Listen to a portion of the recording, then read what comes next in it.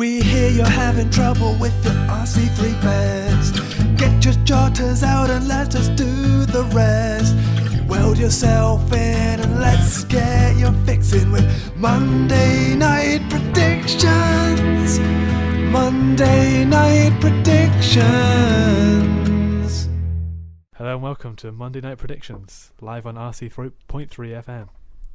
Today we're going to walk you through the Armitage sets. There's two of them. And the Travis Perkins Championship set, the second set of games to happen this season. Right, where should I begin?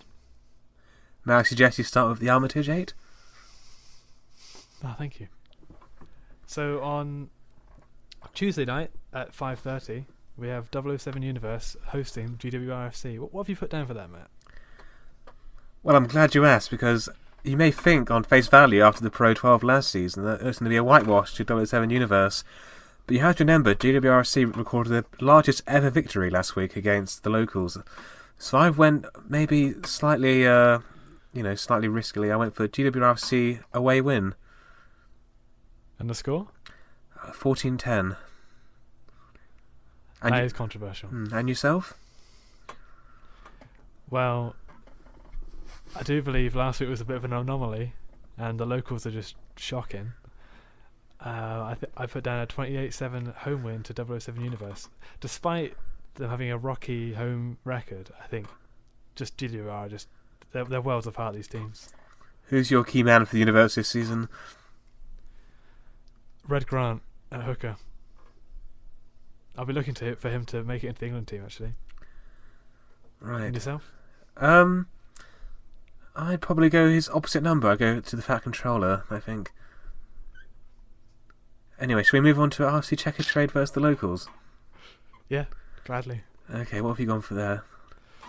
I've popped down a 38-3 RFC Checkatrade win after the shambolic defence last week from the locals. I think Checkatrade are going to score more than GWR and put at least 7 tries past them. That's very insightful. I personally went for... I mean 5 tries, not at least 7. Well, for me, I look at it on, at its basics. You got athletes versus, your locals at the pub.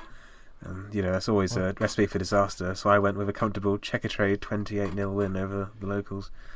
I just want to clarify that a lot of these players are not athletes. What, true athlete BWP? Well, he is, yeah, but I can see a lot of these players like Wayne Shaw being maybe a member of the locals in the future. Yeah, we'll see about that, I guess. Yeah, moving on.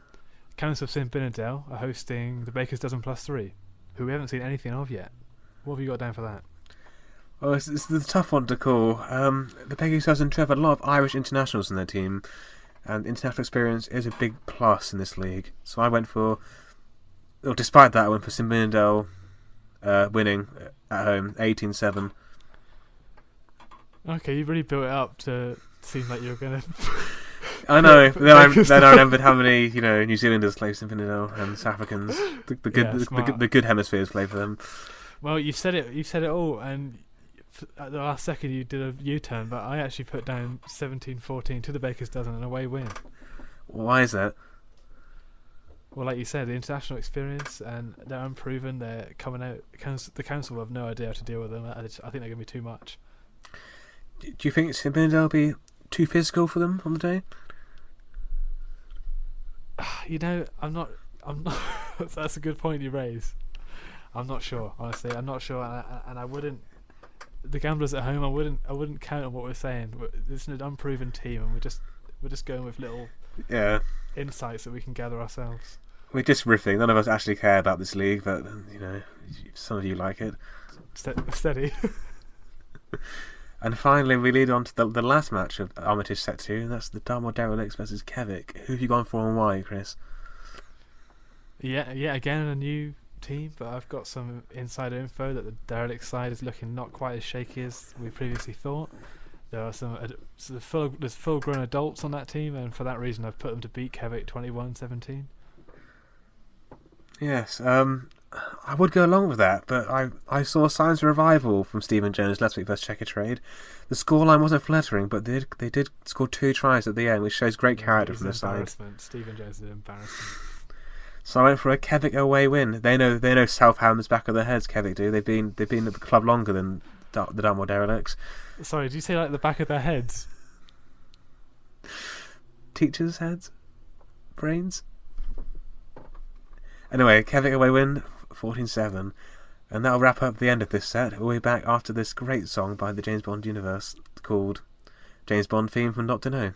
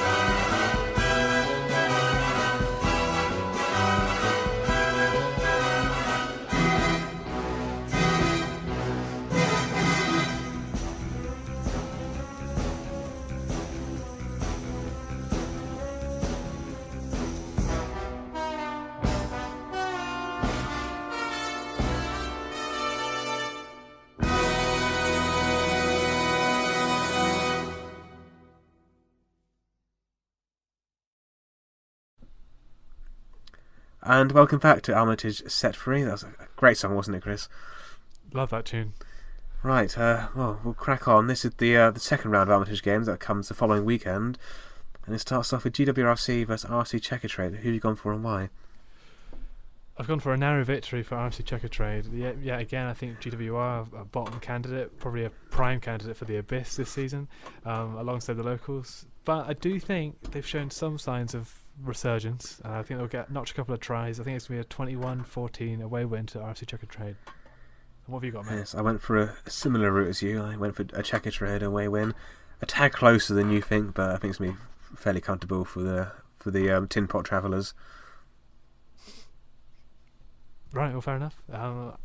For the next game will be 007 Universe hosting the Council of Sin Binendell at the QBE Stadium. What have you put down for that? Well, let's not skirt around the issue. This match is absolutely sickening, and my prediction reflects this. I went for 28-28, so a home draw. It's gonna be proper try hard, offloads everywhere. Just pirouette try scorers turning around in turning circles, going through gaps, swerves, you name it. So definitely go for a high scoring draw here, Chris. Yourself? Fair enough. I get what you're saying there, and I think for similar reasons that they're going to cancel each other out in some respects. They're both trying to play the same game. I do think it's early in the season, and these teams aren't really they're not looking as sharp as they could, and I think there'll be a lot of knock-ons, handling errors as they're trying to get into the rhythm of things, and there's some big hitters on that 017 that could put council off their game. But I have put a 9-7 narrow victory to the Council of St Binendell. Very good. So the next match is the locals versus the Dartmoor Derelicts. Interesting matchup, one we've never thought we'd quite see in this day and age, but Chris, who have you gone for? I've gone for a narrow victory for the Derelicts visiting the locals. I do think the locals are the worst team that we've ever seen, and it'll be a 10-7 victory to the Dartmoor Derelicts. Right, they're just fitter. They can move. Yeah, that's what I was thinking. You know, well, yeah, you're right. I've gone for a similar result. I went for the locals 0, Dartmoor Derelicts 14. Clean. Moving on. The Bakers Dozen +3 versus KEVICC. What have we put down? I went for a KEVICC away win. I just think this league's right for them.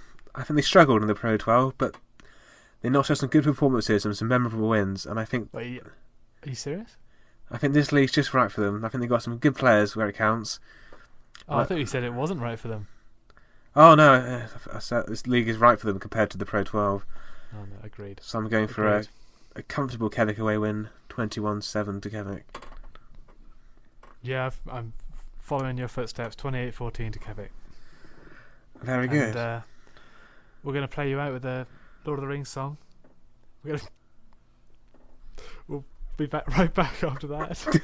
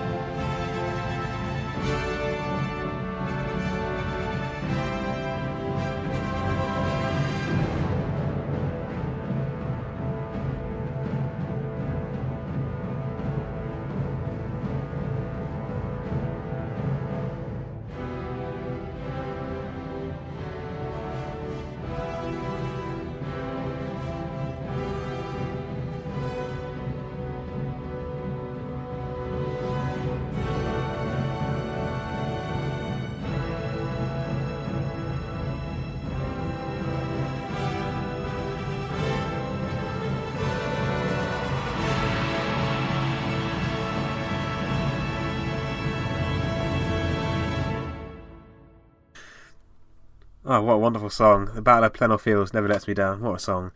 Anyway, so now we move on to the Charles Perkins Championship, and these are the fixtures we can get our teeth into. Can't wait for these. These are the ones I care about, at least. Yeah, you know, we've got so much of my own money on these matches. I just wouldn't risk it on the Armitage, but here we go. So the first match is Mauldor versus Shingjea Islanders. Oh, it's an unusual matchup, one I've dreamt about for a long while. Who have you gone for, Chris?